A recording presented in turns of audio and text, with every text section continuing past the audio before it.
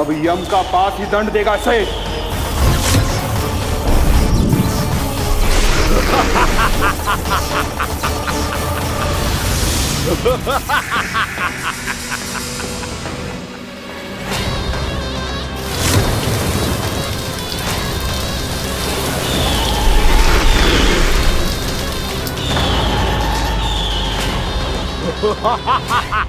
तूने जल की धार को भले ही काट दिया हो दुष्ट, पर हिम में धार नहीं होती। अब मेरी हिम शक्ति तुझे जमाकर नष्ट कर देगी।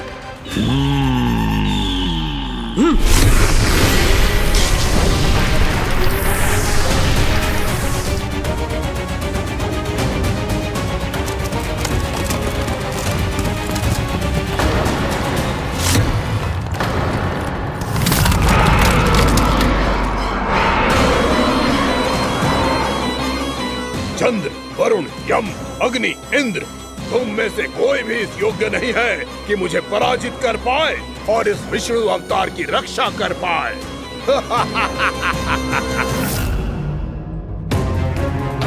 इस असुर को तो देवता कुछ ना बिगाड़ पा रहे हैं। अब क्या होगा खाना का? बकासुर, मैं अपनी किरणों की ताप से तुझे छल्दी छल्दी कर दूंगा।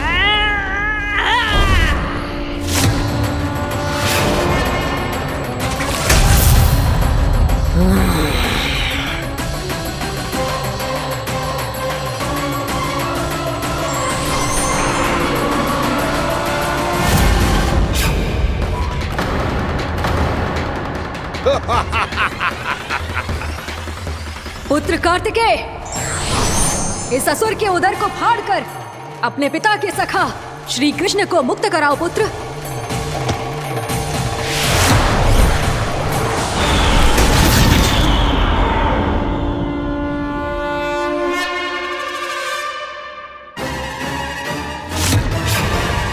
मैंने कहा था, तुम में से कोई भी मेरा बाल भी बांका नहीं कर पाएगा।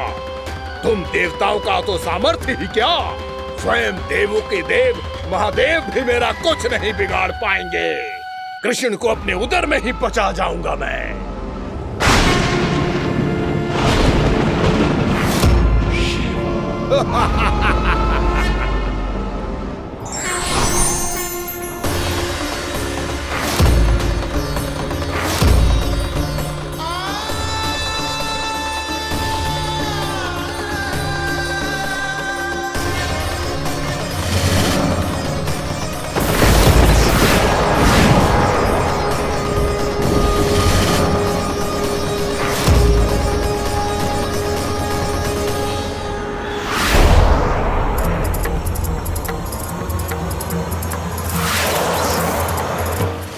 शिव शंकर का त्रिशूल है। एक ही बार में इस असुर का प्राण ले लेगा ये। हाँ, महादेव का त्रिशूल।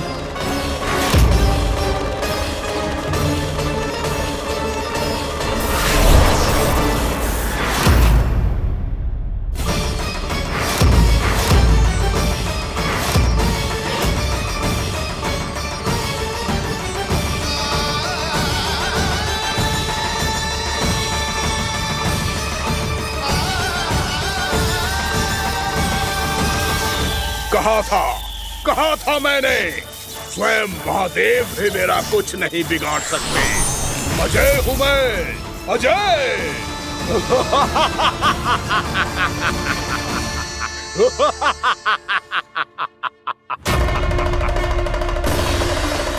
प्रभु, आपके त्रिशूल की महिमा तो अपरंपार है, तो फिर ये ठहर क्यों गया? आपने अपने त्रिशूल को वापस क्यों ले लिया महादेव? इस दुष्ट का संहार क्यों नहीं किया? क्योंकि इसकी मृत्यु मेरे हाथों नहीं, मेरे सखा नारायण के अवतार श्री कृष्ण के हाथों ही होगी, और यही विधि का विधान है। पर पिताजी, श्री कृष्ण तो इस असुर के उदर में फंसे हुए हैं, हम उन्हें मुक्त कैसे कराएंगे? ये उन्हें स्वयं ही मुक्त करेगा पुत्र। श्री कृष्ण अपने अपमान से क्रोधित नहीं होते, पर अपने भक्तों का अपमान वो क्षण भर भी सहन नहीं कर पाते। वकासुर यही भूल कर रहा है, हम सबका निरंतर अपमान करके वो उन्हें क्रोध दिला रहा है। वो ये नहीं जानता कि शीघ्र ही उन्हें अपने उदर में रख पाना उसके लिए असंभव हो जाएगा।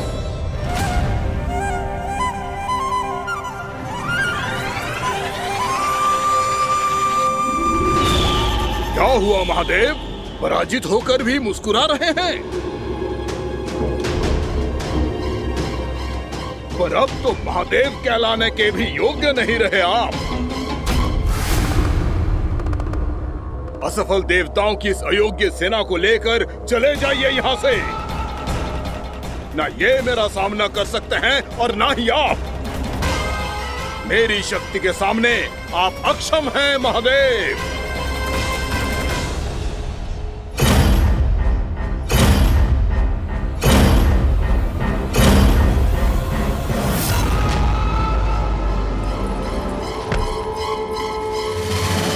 सुधा, जिस दुष्ट ने मेरे लल्ला को निगलो है ना, भीतर से जलेगो, छटपटाएगो, पीड़ा से कराएगो।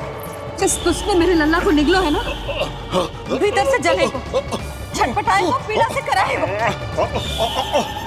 ये क्या हो रहा है मुझे?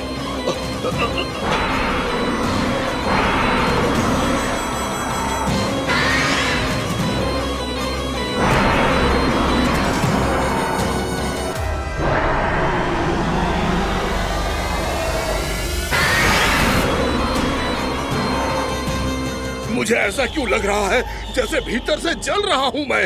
ये क्या हो रहा है मुझे?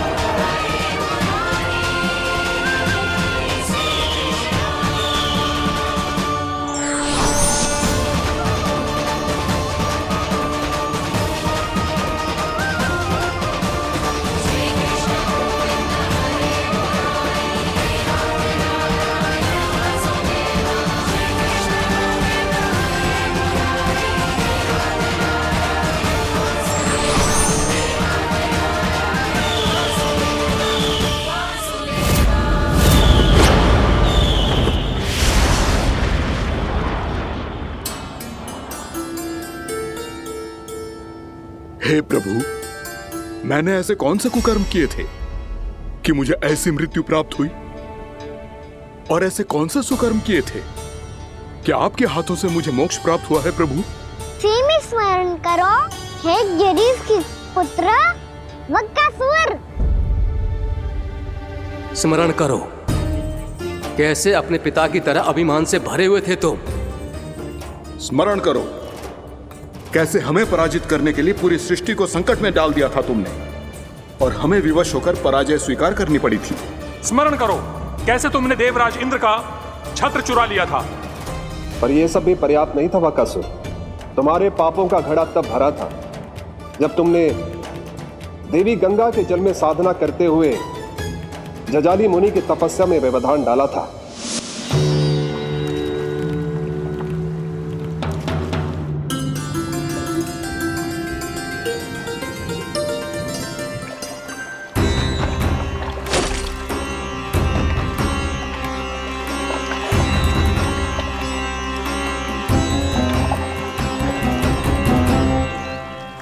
रुक क्यों गए चालक? नौका को आगे की ओर ले चलो। आगे बढ़ना उचित नहीं होगा महाराज। यहाँ से कुछ ही दूरी पर जालजली मुनि तपस्या कर रहे हैं। तो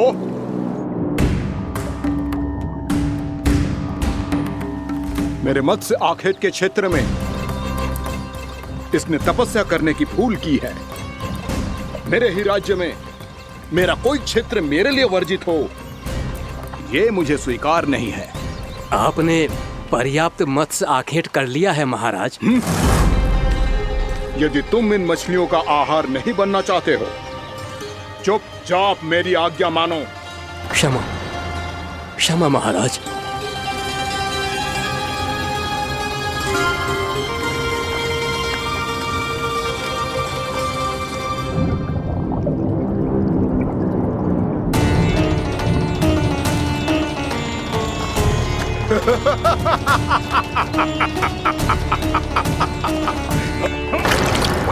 मुनिवर, रक्षा कीजिए, रक्षा कीजिए मुनिवर, हमारे प्राण बचाइए मुनिवर, मुनिवर हमारे प्राण बचाइए।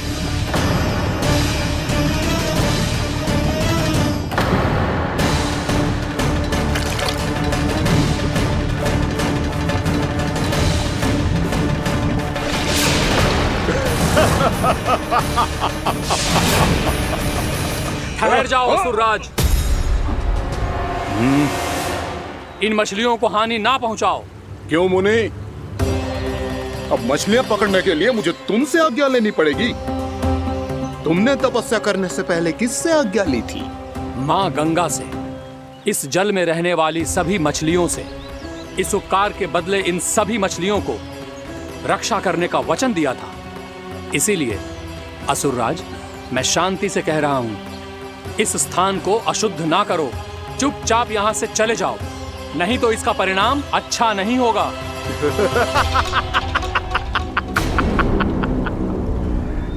तुम जिन देवताओं की तपस्या कर रहे हो ना मुनि, उन्होंने भी मेरा कुछ नहीं बिगाड़ पाया था, और तुम मुझे धमकी देने का दुस्साहस कर रहे हो।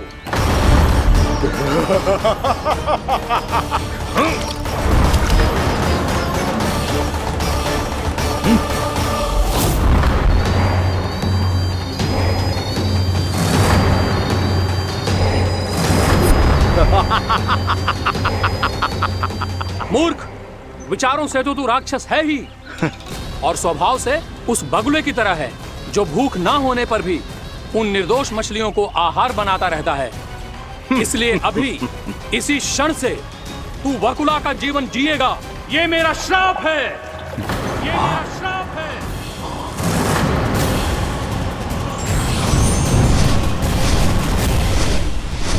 श्राप पाने के बाद तुम्हें आभास हुआ कि तुमने कितना बड़ा अपराध किया था, और तब तुम जजाली मुनि से क्षमा याचना करने लगे। तुम्हारे अपराध बोध को जानकर मुनि से शांत हुए और उन्होंने तुम्हें वरदान दिया। श्राप से मुक्ति का एक ही मार्ग होता है असुर, पश्चाताप। तुम्हें अपने भूल का पश्चाताप है, इसीलिए मैं तुम्हें वरदान देता हूं। तुम्हें मेरे श्राप से मुक्ति अवश्य मिलेगी।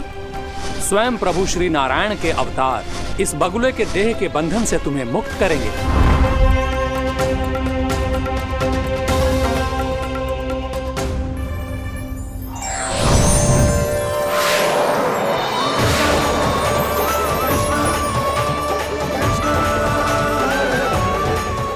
हम स्वीकार करें प्रभु।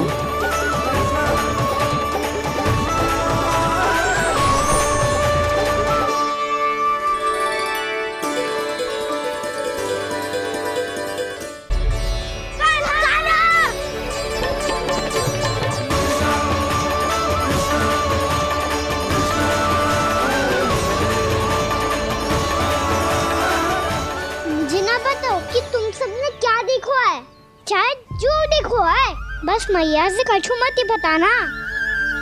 कान्हा!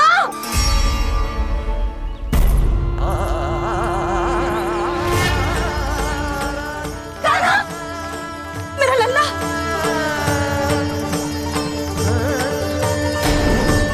भानु बता रहा था तुझे कोई असुर पंछी निकल गया था। हाँ?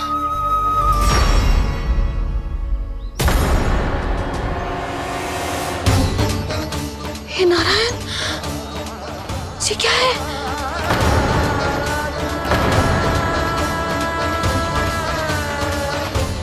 ये सब कैसे हुआ लल्ला? हाँ? कोई बताएगा मुझे ये क्या है?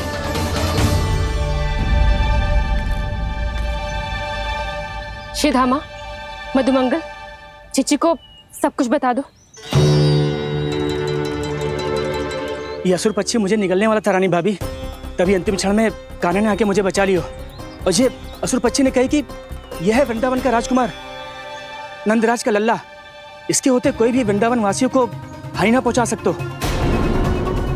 रानी भाभी, कान्हा ने अपने प्राणों की चिंता ना करी और इस क्रूर राक्षस से भिड़ गयो और इस राक्षस पक्षी ने इसे निगल लियो। इतना पर्याप्त है भोला काका, सब कुछ बताने की आवश्यकता नहीं है। ये सब देख के सारी बालक मंडली इतनी व्याकुल हो गई कि सबने अपने प्राण अर्पित कर दिए और इस असुर पक्षी से कहे कि हमें खा लो और हमारे सखा को छोड़ दो। इन बालकों का पराक्रम देख के सभी देवतागण यहाँ आ गए और उनके हृदय भी पिघल गए और उन्होंने इस राक्षस पक्षी से युद्ध करके इसे मार गिराया। देवताओं के राजा इंद्र के वज्र का प्रहार तो मैंने अपनी आंखों से देखा है ताई जी। और फिर उसके बाद अग्निदेव ने अग्निवस्त्र का प्रहार किया। जय ना काकी, वरुण देव, कार्तिकेय, यमदेव सबने मिलके युद्ध किया इस राक्षस से। कहा था अभी मत बोलना। अरे सब मिलके फंसा दोगे मुझे। भद्रकाली, हमारे शिव शंकर भी आए थे छोटी माँ। जाओ आप भी। बाबा साईता, मुझे लगता है कि ये कान्हा भी इन्हीं देवताओं में से एक है। संभव तो है चीची। स्मरण है, पूतना और तृणावर्त के आक्रमण के समय भी ऐसा ही हुआ था। सभी राक्षस मारे गए थे पर अपने कान्हा को एक खरोच तक न आई थी। हाँ जीजी, मुझे लगता था कि श्री नारायण की विशेष कृपा है हमारे कान्हा पे, पर अब तो देख के लग रहा है कि हमारा कान्हा ही स्वयं श्री नारायण है। या फिर उनका अवतार है ये। अरे बस करो तुम सब, ऐसा कछु ना है। अरे जितनी बात सुनी है उससे तो यही लग रहा है कि कान्हा देवताओं और असुरों की युद्ध के बीच में फंस गया था। उसका इस सब से कोई लेना देना ना है। तो फिर इसके तन पे एक भी खरोच क्यों ना आया नंदराज? हाँ,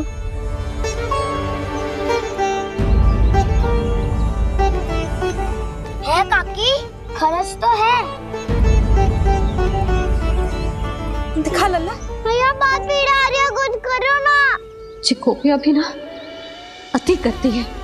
श्री नारायण का अवतार हो तो इतनी तनिक सी खरोच पे ऐसे रो तो क्या? बस बहुत होगा। अब तो तुम सबने सीमा ही पार कर दी है।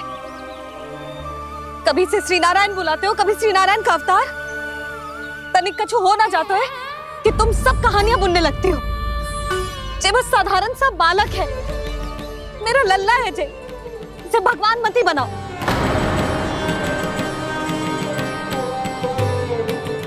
और तू, क्या आवश्यकता थी तुझे यहाँ आने की? हाँ, वो भी मुझे बिना बताए। मेरे साथ छल करके आयो है तू। अब तू घर चल, ऐसा दंड दूंगी ना कि मैया बहुत पीड़ा हो रही है, मैया बहुत पीड़ा हो रही है मैया। हाँ नन्ना, तू घर चल, मैं तुझे औषधि लगा दूंगी। हल्दी का लेप लगाऊंगी ना, झट से ठीक हो जाएगा। चल चल।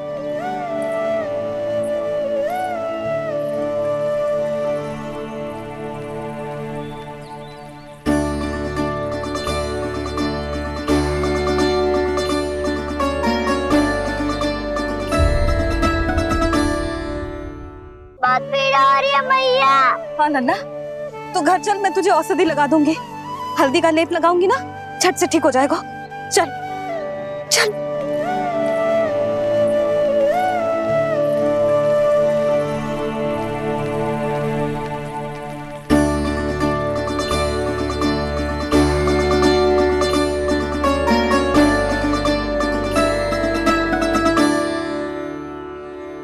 बस लल्ला बस, रो मत। चल चल चल, आजा। अभी औषधि लगाऊंगी ना, तेरी सारी पीड़ा लुप्त हो जाएगी। आजा आजा, बैठ जा लल्ला। अभी आई मैं। हाँ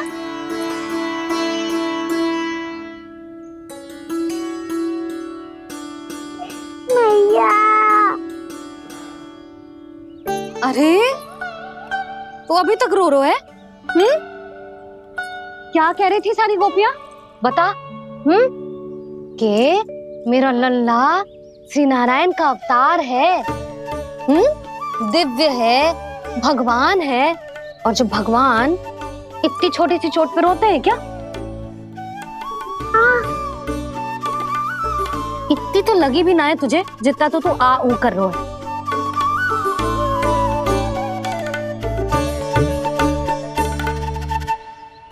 आओ ना करूंगो, आप ऐसे दुलार थोड़ी करोगी।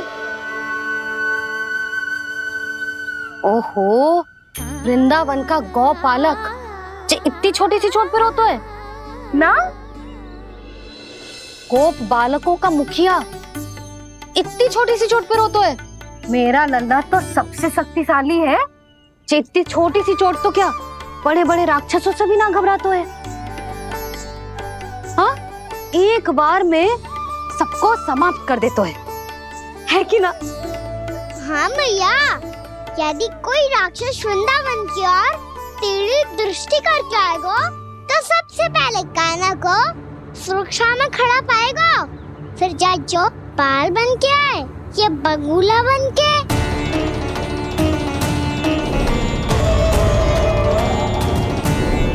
ना लल्ला, सोचो भी मती। वृंदावन की सुरक्षा करना तेरा दायित्व ना है। तुझे और कोई संकट का सामना करने की आवश्यकता ना है। अभी तो मेरी पीड़िता का हरण कर रही थी, अचानक से क्या हो गया मैया को? कोई आवश्यकता ना है तुझे ऐसे संकटों का सामना करने की। आने दे आज तेरे बाबा को, सीधा सीधा बोल दूंगी। बहुत हो गए उनके तर्क वितर्क। मेरा फूल सा लल्ला वन में अकेले गौचारण के लिए ना जाएगो। आज बगुले ने निकल लियो, कल कछु और हो जाए तो? नारायण ना करे, कहीं कछु ऊंच नीच तुझे कछु हो जाए तो? मैं तो जीते जी मर जाऊंगी।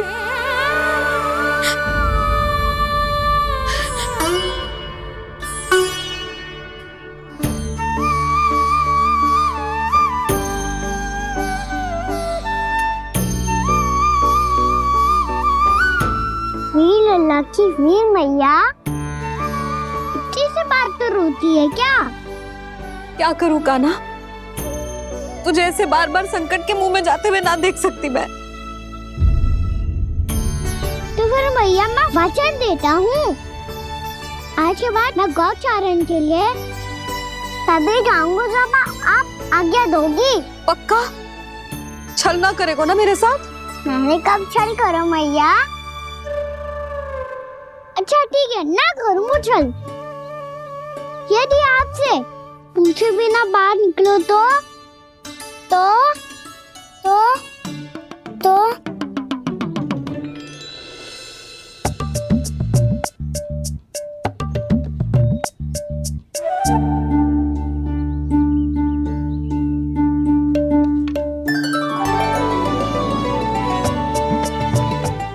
रही आपकी छड़ी और ये रही मेरी पीठ।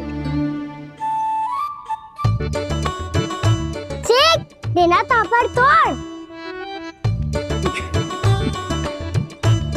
ठीक है, जब तूने अपना दंड निर्धारित कर ही लियो है तो सोच ले, अब अगर तूने मेरी बात ना मानी तो तोड़ तोड़ छड़ी पड़ेगी, समझ आई?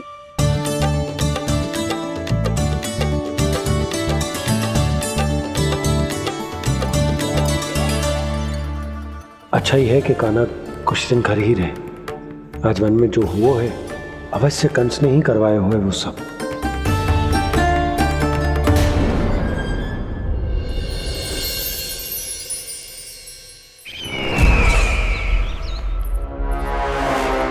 आपका ये धनुष तो सबसे अधिक शक्तिशाली था महाराज, ये कैसे टूट गया? कहीं ये बकासुर की पराजय का संकेत तो?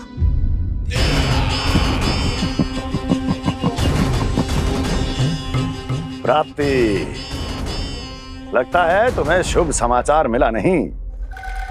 उस बकासुर ने उस विष्णु अवतार को जीवित ही निगल लिया है।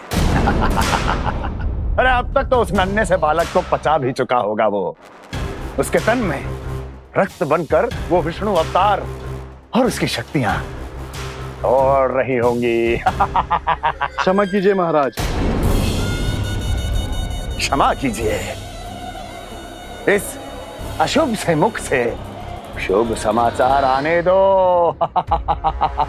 माथे के बल को ढीला करो, चेहरे पर मुस्कान लाओ और कहो, महाराज, वृंदावन में मातम फैल चुका है। मैं ऐसा ही करता महाराज, यदि सूचना सत्य होती तो।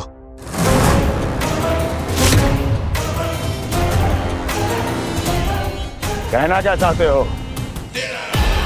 एक क्षण में सूचना उगलो, अन्यथा मेरा योद्धा बकासुर विष्णु अवतार की तरह तुम्हें भी जीवित निकल जाएगा। आने दो। बकासुर मारा गया महाराज, बकासुर मारा गया महाराज, बकासुर मारा गया। बकासुर मर चुका है? असंभव। असंभव। बकासुर ने उस बालक को निगल तो लिया था, पर उसकी सुरक्षा करने के लिए सभी देवता वहां प्रकट हो गए, पर फिर भी कोई बकासुर का सामना नहीं कर पाया। और फिर क्या हुआ? वो बालक स्वयं ही बकासुर के उदर से बाहर आ गया और उसकी चोंच तोड़कर उसकी हत्या कर दी।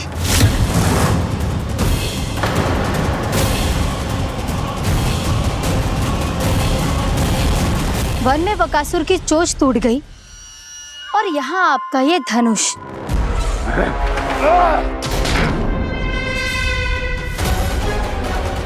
केवल नहीं टूटा तो आपका ये भ्रम महाराज। क्षमा कीजिएगा महाराज, आपका भ्रम टूटना आवश्यक है। आवश्यक है आपको यह आभास होना कि उस विष्णु अवतार को पराजित करने के लिए आपके साधारण योद्धाओं में वो सामर्थ्य नहीं है। अच्छा सर, पूतना, तृणावर्त, बकासुर,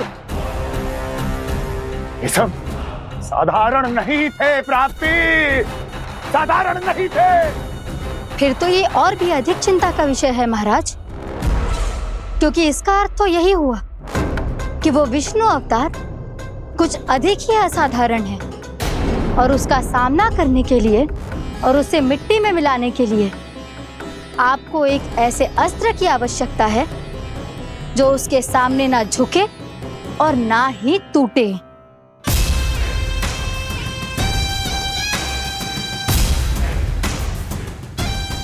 तो फिर मैं ऐसा ही अस्त्र ढूंढूंगा, चाहे आकाश पाताल एक क्यों ना करना पड़े मुझे, 10 दिशाएं 14 भुवन क्यों ना नापने पड़े मुझे। मैं उस अस्त्र को अवश्य ढूंढ निकालूंगा जो उस विष्णु अवतार के प्राणों की डोरी इस धनुष की तरह तोड़ सके।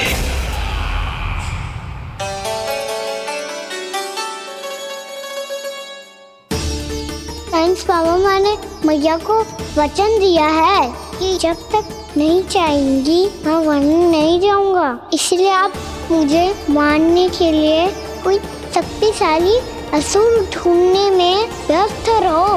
कुछ दिन तब तक मैं व्यस्त रहूंगा अपनी मैया की सेवा करने में।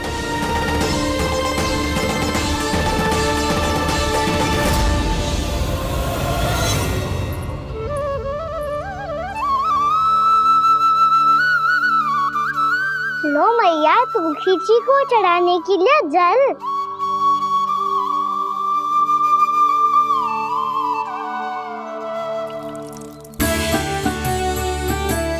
लो मैया, और आटा।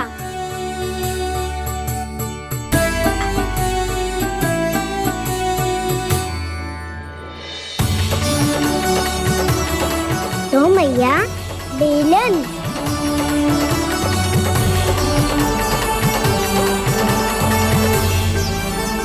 ले, तनिक खा ले। ओ मैया, भूख ना लगी है। बिना भूख के खाने से क्या लाभ? और तेरा जब पेट तो कह रहा है कि उसे भोजन चाहिए, और लाभ कैसे ना लल्ला? भोजन का लाभ है ना, तन को पोषण मिलेगो, स्वास्थ्य बनेगो, जो तेरी भुजाओं में शक्ति आ जाएगी, ताऊ के जैसी, ताऊ से भी अधिक। तेरे जे केस भी लंबे हो जाएंगे। सच्ची मैया? सच्ची। माप के देख लियो नित्य दिन। तनिक खा।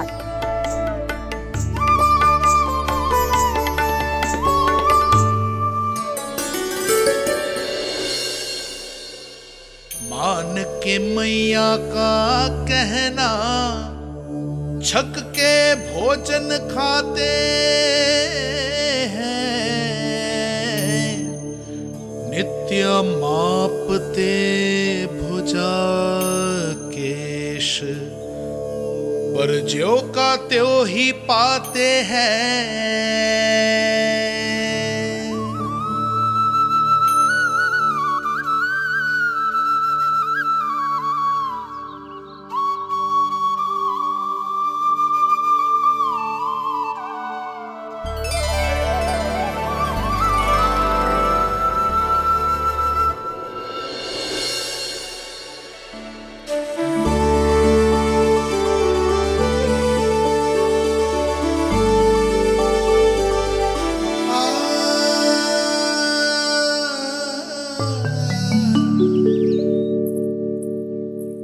ले लल्ला, फल खा ले।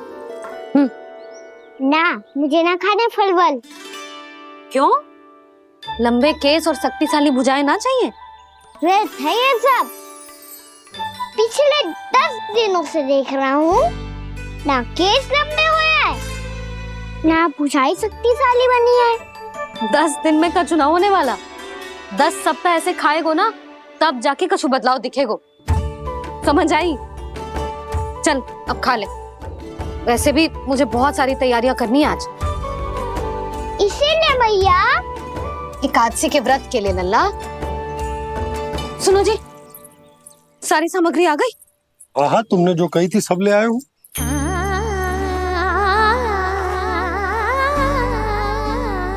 इसमें नारियल तो है ही ना, उसके बिना मैं एकादशी की पूजा कैसे करूंगी? यशोदा, मैंने भोला से कह दिया, वो लेकर आते ही होगा। घबराओ मत। कैसे ना घबराओ जी, आपको पता है ना एकादशी का व्रत मेरे लिए कितना महत्वपूर्ण है। पता है। अरे इसमें तो दिए भी ना है। दिए ना है? अब मैं अभी लेकर आता हूँ। आप रहने दो, मैं ही लेके आती हूँ। भक्त भोला राम के यहाँ से? भक्त भोला राम? मेरा अर्थ है कुमार भोला यहाँ के यहाँ से। हाँ हाँ, वो ही।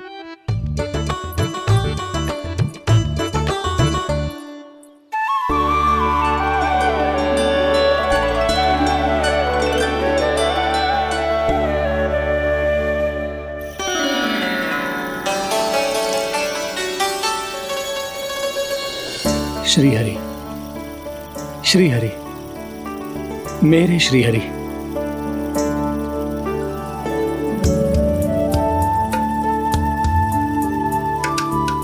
मेरे श्रीहरि। भोला राम, मेरी मटकी तैयार है? मेरे श्रीहरि। मेरे श्रीहरि।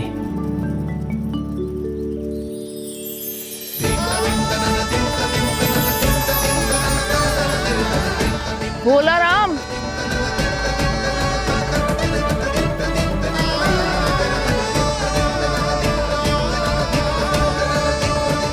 भोला काका, ओ भोला काका।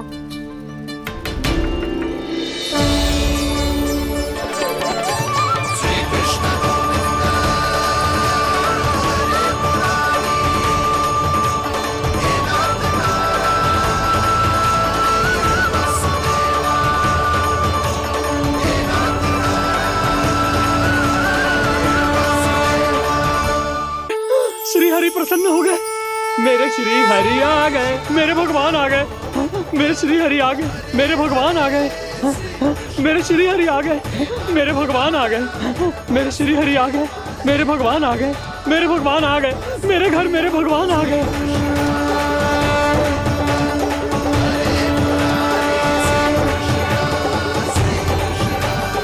मेरे घर आ गए, मेरे श्री हरि आ गए। हाँ, मेरे श्री हरि आ गए।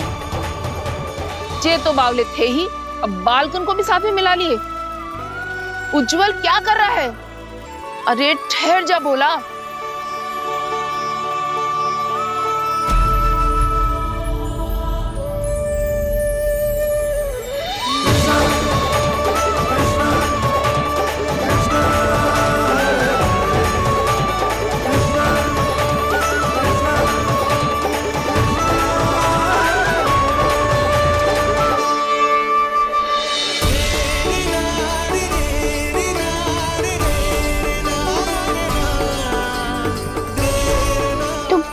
बुलाओ, आएंगे हरी भी।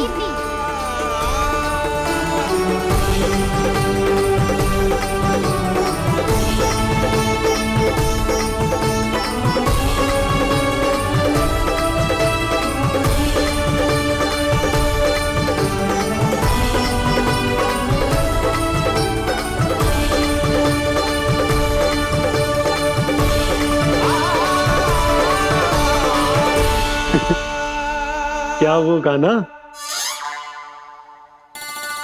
किसकी धुन में झूम रहा तू? निर्मल निशा भक्ति की धुन में।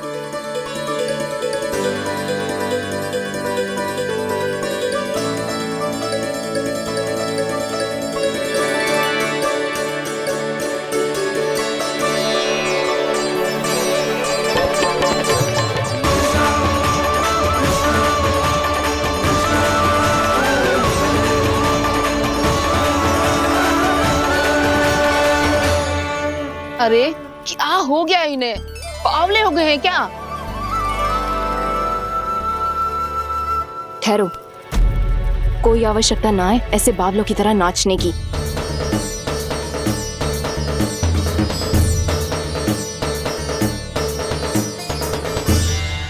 बावले ना है मौसी, भक्ति में रम गए। बस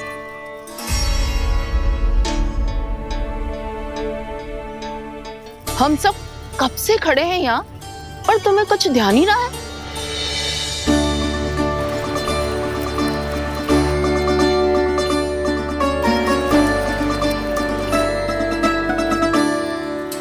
नाच गाने में ऐसे मगन हुए कि हमें देखा भी ना। मुझे नाचते हुए देख मेरे श्री हरि को इतना आनंद आ रहा था कि मैं अपने आप को रोक नहीं सका। और वैसे भी मेरे जन्म का एकमात्र उद्देश्य है श्री हरि की सेवा करना, श्री हरि को प्रसन्न करना। तुम बावले हो भोला राम, या हमें बावला बना रहे हो? श्री हरि और तुम्हें देख रहे हैं? हाँ, अभी वो यहीं थे, देख रहे थे। भोला काका, आपने भी ना अति कर दी। अब हमें भी बताओ तनी, कहाँ थे श्री हरि?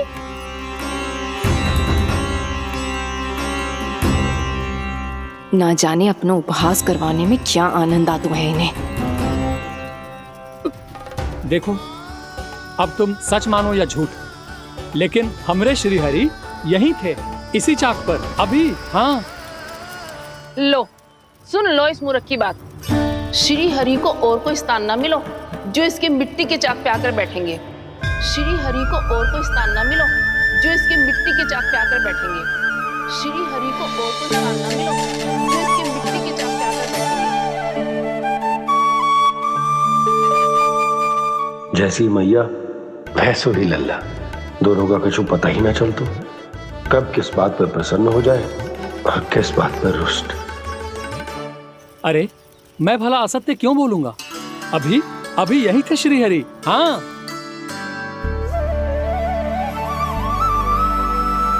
हाँ, जैसे श्री हरि को तो कोई कार्य है ही ना, वो तो आतुर होके बैठे रहते हैं कब तुम हरि हरि बुलाओ और वो दौड़े चले आए। भगवान तो भक्तों के पास आने के लिए सदैव आतुर रहते हैं, बल्कि सत्य तो यह है कि भक्तों के मन में ही निवास करते हैं भगवान।